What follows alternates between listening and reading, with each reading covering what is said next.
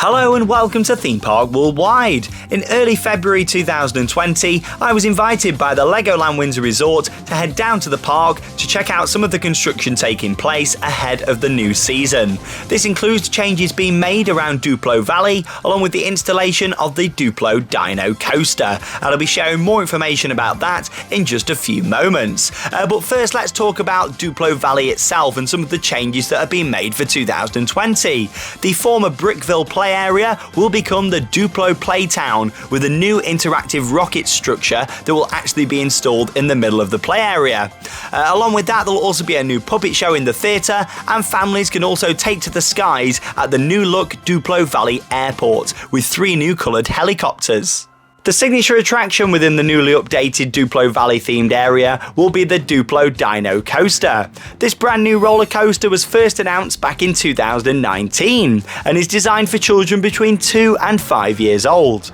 Now, there'll be a minimum height requirement of 0.9 metres, and I really feel like this is a perfect move for the park in terms of offering a roller coaster for younger visitors. You've already got 2 other roller coasters at LEGOLAND Windsor Resort. Both of those have got a medieval theme. You've got the Dragon's Apprentice roller coaster for the very small guests at the moment. However, this will be that sort of ride they can go on first, building themselves up for Dragon's Apprentice, and then of course onto the Dragon itself, which is currently the largest roller coaster at LEGOLAND Windsor. So here you can see some different shots of both the train and also the track, and just the landscaping around there as well. Bear in mind, we're only the first week of February at the time of this being uploaded, and I must say it really feels like they've moved on very quick with this project. It all seems to have come together very well. All the landscaping being complete underneath. I believe the ride is also testing at the moment as well. But yes, it all looks like it's coming together really well, ready for its opening day on Saturday the 14th of March. As you can see there, it's got a really nice blue track colour that looks very vibrant, and then you've got all the theming around it as well that you've got that also fits in really well. It's worth pointing out as well that the theming structure you can see there in the middle with the Duplo dinosaurs, that'll actually fully spin round as well, so I'm looking forward to seeing that in action. Now, the roller coaster itself has actually been manufactured by Art Engineering. They're a company based in Germany that LEGOLAND have used before to build their Ninjago rides. So of course you've got that already at LEGOLAND Windsor and at various other LEGOLAND parks around the world. So yes, they have used Art Engineering before, and yes, this is a roller coaster from them. In terms of Art Engineering, they've done various different rides around the world, including a similar version to this roller coaster called the Bar Express, and that's at Europa Park in Germany. I have actually been on that ride, and like I was saying, it feels like it's a perfect sort of target market for them in terms of having a coaster for the little ones. I feel like that'll be the same here with LEGOLAND. You can see here another look there at the back of the coaster train that's built, of course, from these large Duplo bricks. It looks fantastic. You've got the rear of the train there as well, and it all fits together really nicely with that spinning themed structure. I really like that, the Duplo Dino structure, as it's known out there in the middle. Of course, with the whole area looking very vibrant, it's nice to see they've finished it off underneath. You've got like all the wood chippings and gravel, and of course, as well, you've got some of the planting there. You can see there as well at the exit to the ride, you've got the photo booth. That's the same sort of colour scheme going on as the op cabin that we can see there at the top left of the screen, and then you've got this wall just in here that's also blocking out the station, and I'm sure we're going to see some signage on there, and of course around the entrance to the queue line area as well.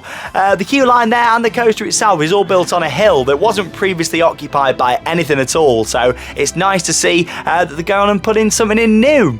Over then to what was formerly known as Atlantis. Now, this opened at LEGOLAND Windsor back in 2011, so it's really nice to see that they're giving this a bit of an update. I mean, I've always really enjoyed this ride.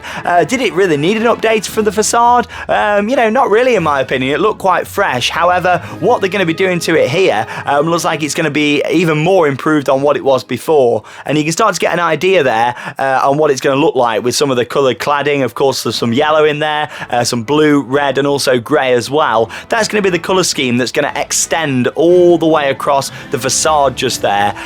So yeah, I'm looking forward to seeing it when it's complete. They're not the only changes that are going to be coming here though, as I'll mention in just a moment. But firstly, the ride itself, it's not actually going to be known as Atlantis anymore. It's actually going to be known as Deep Sea Adventure, and it will be similar to the version that opened at Legoland California in 2018.